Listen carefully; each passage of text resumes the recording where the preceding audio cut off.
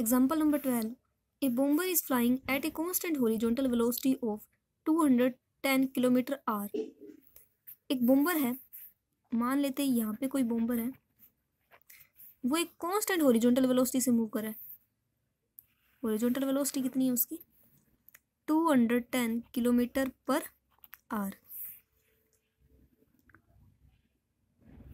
Eight a height of 1000 metre above the ground. कितनी height पे? ये ग्राउंड मान लेते हैं।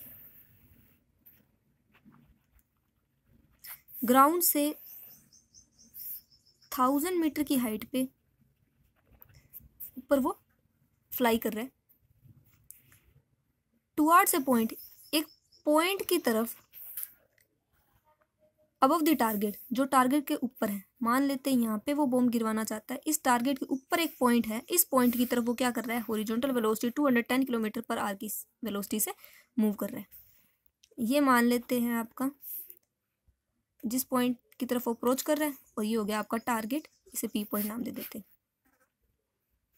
At what angle of sight, की साइट के किस एंगल पर शुड ए बॉम्ब, एक बॉम्ब बी ड्रॉप्ड, गिराया जाए, so as to hit the target, ताकि वो टारगेट को हिट कराया जाए।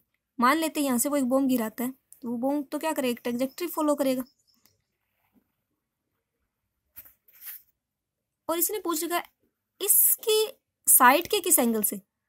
अब साइट है वो तो एकदम सीधा देखेगी, ऐसा तो नहीं देखेगी कि वो, ये जो साइट है, ये इसकी साइट देखने की साइट है, ये इस साइट के किस एंगल से वो बॉम्ब ड्रॉप करवाए कि वो टारगेट को जाके लगे। मान लेते हैं फाई एंगल से अगर वो अपनी साइड से ड्रॉप करवाए तो इस टारगेट को हिट करेगा। तो फाई क्या आ गया? एंगल ऑफ साइट हो गया। ये फाई की वैल्यू में फाइंड आउट करनी है। इसे मान लेते हैं हॉरिजॉन्टल के पैरेलल को एक्स एक्सिस, ये वाई एक्सिस, इस तरफ एक्स डैश हो जाएगा और इस तरफ वाई डैश हो जाएगा। ये भी पी पॉइंट है। इसके कोऑर्डिनेट्स देखते हैं। सबसे पहले एक्स कोऑर्डिनेट मीन ये डिस्टेंस, क्योंकि ये पी के जस्ट ऊपर एन है, ये डिस्टेंस और ये डिस्टेंस बराबर होएगी। ये डिस्टेंस मान लेते हैं x. Let O N distance जो इक्वल होगी, इसको ले लेते हैं कुछ एस, एस पी के इक्वल, वो एक्स मीटर ले लेते हैं। और जो ये डिस्टेंस होगी मीन ओ एस, ये 1000 है, तो ये एन पी भी 1000 होएगी। बट यहाँ पे वाई कोऑर्डिनेट लिख रहे हैं, वाई कोऑर्डिनेट फोर्थ क्वाड्रेंट के अंदर नेगेटिव होता है, तो यहाँ पे माइनस का 1000, तो एक्स की वैल्यू एक्स, वाई की वैल्यू -1000। और हॉरिजॉन्टल वेलोसिटी दे रखी है, हॉरिजॉन्टल वेलोसिटी इक्वल है 210 km/h। मान लेते हैं कि ओ से पी तक पहुंचने में वो कितना टाइम ले रहा है? टी टाइम ले रहा है। Let T be the time taken from O to P. ठीक है, तो हमने जब फर्स्ट थ्योरम की थी, मोशन ऑफ प्रोजेक्टाइल के बारे में स्टडी किया था, तो उसके अंदर हम क्या कर रहे थे कि कोई भी प्रोजेक्टाइल जो पाथ फॉलो कर रहा है उसमें ऊपर पार्टिकल की किसी टाइम टी पे पोजीशन हमने पी रखी थी, और उस पी के कोऑर्डिनेट्स लिए थे एक्स और वाई। और उस थ्योरम के अंदर हमने एक्स और वाई की वैल्यू निकाली थी। एक्स की वैल्यू निकाली थी यू कोस अल्फा, और वाई की वैल्यू निकाली थी you sine alpha -12 GT²। You cos alpha ये तो हुआ करती थी हॉरिजॉन्टल वेलोसिटी ऑफ प्रोजेक्टाइल, और यू साइन अल्फा हुआ करती थी वर्टिकल वेलोसिटी -12 GT²। अब इनकी वैल्यूज निकालते हैं। X is equal to, sorry यहाँ पे टी भी हुआ करता था, यू कोस अल्फा इंटू में टी, यहाँ पे टी हॉरिजॉन्टल वेलोसिटी इंटू में टाइम, और ये हुआ u sine alpha vertical velocity into में क्या है? टाइम। अब हॉरिजॉन्टल वेलोसिटी तो इसने दे रखी है, कितनी है? 210। मीन इस पूरी की जगह हम यू कोस अल्फा की जगह रख सकते हैं 210 इंटू में टी, इक्वेशन 1। और y is equal to vertical velocity, ये तो हॉरिजॉन्टल वेलोसिटी से मूव कर रहा है, वर्टिकल डायरेक्शन में तो मूव ही नहीं कर रहा, इसका मतलब वर्टिकल वेलोसिटी 0 हो जाएगी, इंटू में टी 0 -12 GT²।